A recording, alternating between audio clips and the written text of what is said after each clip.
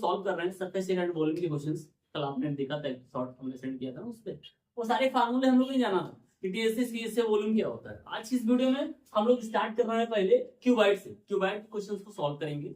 Surface area भी निकालना है, total surface area, curve surface area, यहाँ पर लेटेस्ट सरफेस एरिया होता है और वॉल्यूम। देखिएगा क्या होता है। आपने कल जाना कि हमारे पास में जो वॉल्यूम की पहले बात कर रहे हैं, तो वॉल्यूम कैसे निकल के आता है। वॉल्यूम अगर निकाले इस क्यूबाइड का, तो वॉल्यूम का होता है एल बी और एच, मतलब जो इसके पास डायमेंशंस है ना, इन सभी डायमेंशंस को मल्टीप्लाई कर देते हैं। क्या क्या हमारे पास में है, 12 सेंटीमीटर, 8 सेंटीमीटर और हमारे पास में 4.5 सेंटीमीटर है। पॉइंट रिमूव करेंगे, 0 लिखा जाएगा और 1 लिखा जाएगा। डिवाइड करेंगे 5 से, 2 आ जाएगा, यहाँ 9 आ जाएगा। डिवाइड करेंगे, ये आ जाएगा 4। हम मल्टीप्लाई कर लेंगे सभी को, 48 9 यहाँ से मल्टीप्लाई किया। और हमारे पास में देखिए यहाँ अगर हम वॉल्यूम निकालते हैं तो सेंटीमीटर क्यूब लिखा जाएगा, क्यूबिक यूनिट जो भी रहेगा। मल्टीप्लाई करेंगे 72, 7 आ जाएगा और यहाँ पर 36 और 7 ऐड करेंगे, 432 सेंटीमीटर वॉल्यूम निकल के आया। नेक्स्ट आपके पास में है क्या, लेटरल सरफेस एरिया, मतलब LSA। अगर इसका LSA निकालना चाहते हैं तो हमें पता है 2 इंटू एल प्लस बी, क्या होता है 2 into L plus B into H. H बाहर होता है, एल और बी आपके ब्रैकेट के अंदर लिखे होते हैं और 2 बाहर रहते हैं, आपस में मल्टीप्लाई हो जाते हैं। 2 एल की वैल्यू 12 हो जाएगी, बी हमारे पास में यहाँ 8 हो गया और एच हमारे पास में 4.5 सेंटीमीटर। एरिया निकालते हैं तो यहाँ पर क्या आ जाएगा, सेंटीमीटर क्यूब। मल्टीप्लाई करेंगे इस 2 को और 4.5 से मल्टीप्लाई करेंगे, ये 9 आ जाएगा।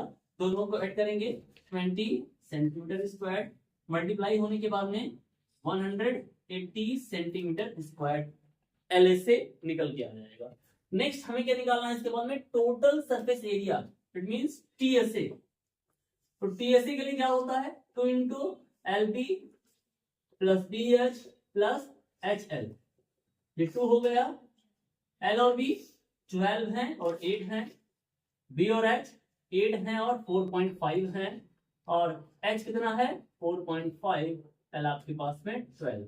यहां भी निकालेंगे तो सेंटीमीटर स्क्वायर ही लिखा जाएगा। तो 12 का टेबल आपको पता है कितना होता है, 96।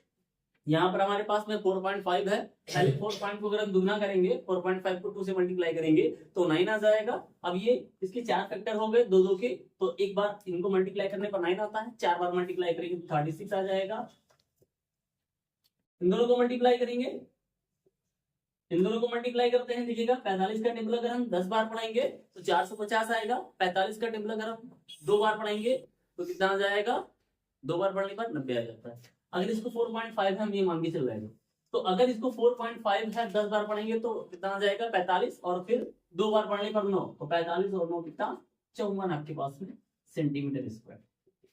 यहाँ ऐड होगा और मल्टीप्लाई होगा, तो देखिएगा ऐड करते हैं, ये 4 इनको दे दो 100 आ जाएगा, ये 50 150 आ जाएगा, 30 180 6 186 186 सेंटीमीटर स्क्वायर। मल्टीप्लाई करेंगे 2 आ जाएगा, बच जाएगा कितना 1 16 आएगा, 1 ऐड करेंगे 7 हो जाएगा, 1 आपके पास में आ जाएगा और यहाँ 2 हासिल आप रखेंगे तो 3। इस तरीके से हम किसी भी क्यूबाइड का TSA CSA TSA LSA और वॉल्यूम निकाल सकते हैं अगर आपके पास में डायमेंशंस दिया हो।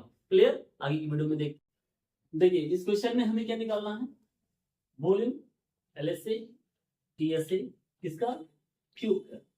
अब हमने बना क्या दिया ना, वॉल्यूम निकालना है, LSA निकालना है और TSA निकालना है क्यूब का। जानते हैं ना इसके बारे में।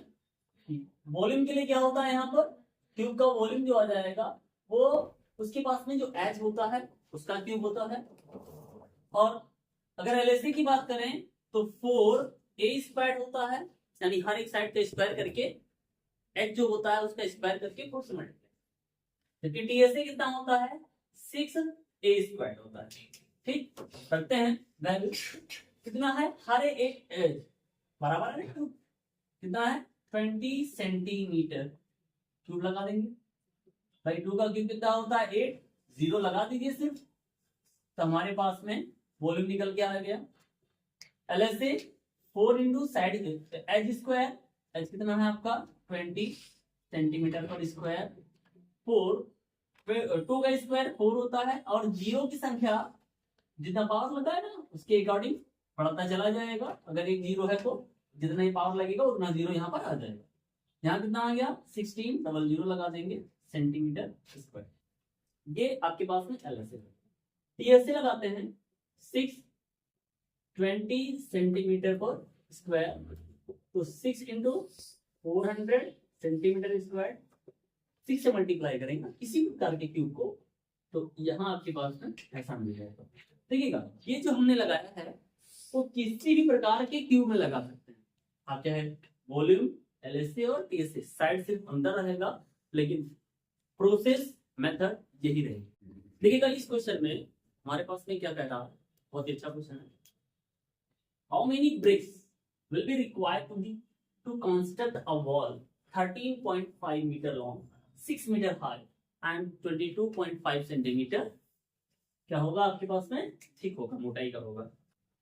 जो दीवार आपके घर पे बनती है ना, आप देखते हैं कि जो आता ना मिस्त्री रखता है, फिर वो कुछ मसाला वगैरह मिला करके ना,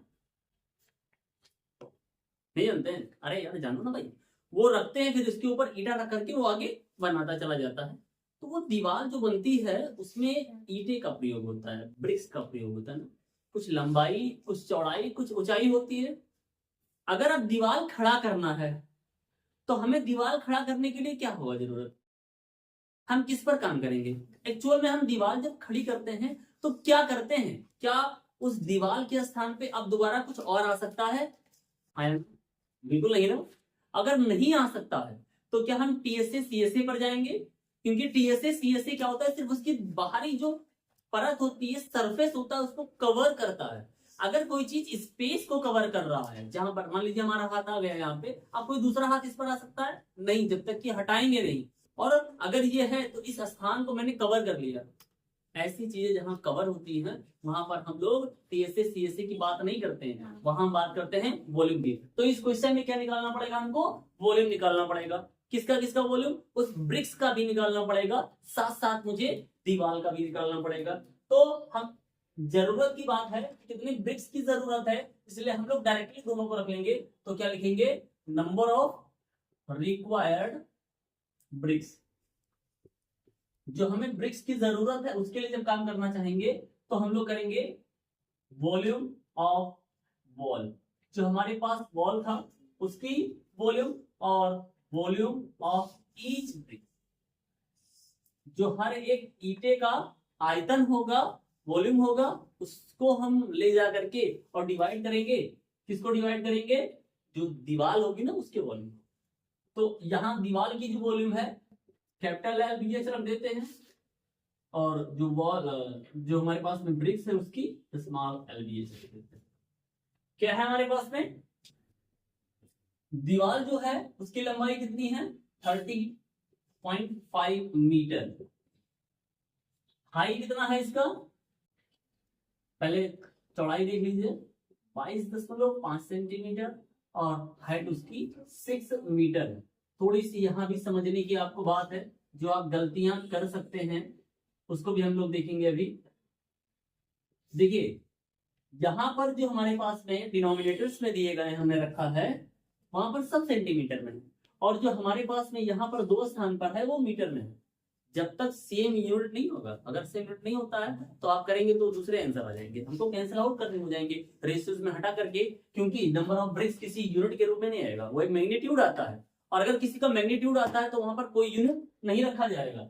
इसलिए थोड़ा सा आप काम करिए 13.5, अब यहाँ 100 से मल्टीप्लाई करते हैं सेंटीमीटर बनाने के लिए, ये ऑलरेडी सेंटीमीटर में है, यहाँ भी सेंटीमीटर बनाने के लिए 100 से मल्टीप्लाई किया जाएगा, क्योंकि 1 मीटर में कितने होते हैं 1000, अरे नहीं भैया 100 सेंटीमीटर होते हैं ना, ये ध्यान रखना। इसमें यूज हुआ है 27 सेंटीमीटर, 12.5 सेंटीमीटर, और ये 9 सेंटीमीटर। कुछ कैंसिल आउट होगा, क्या कैंसिल आउट होगा, सेंटीमीटर जहां कहीं भी है कैंसिल आउट पहले कर लीजिए, फिर आगे हम नंबर की तरफ जाते हैं।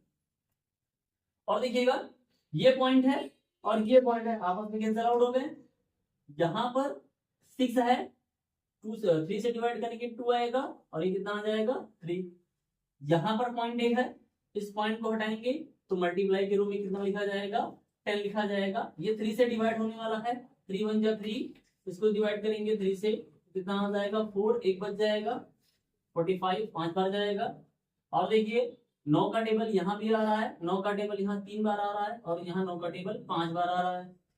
फिर ये 3 हम लोग डिवाइड करने वाले हैं यहाँ से, लास्ट हमारे पास में होगा, इसको डिवाइड करेंगे 3 को, बाकी ये 0 कैंसिल आउट हो गया, 3 1 जा 3 और यहाँ 3 से डिवाइड होगा कितना आ जाएगा 3 7 जा 21, 1 आ जाएगा, 3 5 जा 125 यहाँ पर बचे हुए, बाकी सब कैंसिल आउट हो गया है। आपको पता है कि 5 से डिवाइड करेंगे तो एक बार जाएगा और ये 5 से डिवाइड करेंगे तो कितना जाएगा 25, और इस 25 को यहाँ 75 से डिवाइड करेंगे 3। अब कट पिट करके इतना होने के बाद में हमारे पास यहाँ कुछ नहीं बचा, ये 100 लेफ्ट रह गया है, यहाँ पर 3 लेफ्ट रह गया है, यहाँ पर 2 लेफ्ट रह गया है और यहाँ पर हमारे पास में 10 लेफ्ट रह गया। सबको मल्टीप्लाई करके 3 2 जा 6 और 6 लिख दिया जाएगा, बाकी 100 और 10 से मल्टीप्लाई होने का मतलब होता है कि पीछे 0 आप लगाते चले जाए। क्लियर, बात समझ आए ना कैसे सॉल्व हुआ है। मिलते हैं अगली वीडियो में, बाय एंड टेक।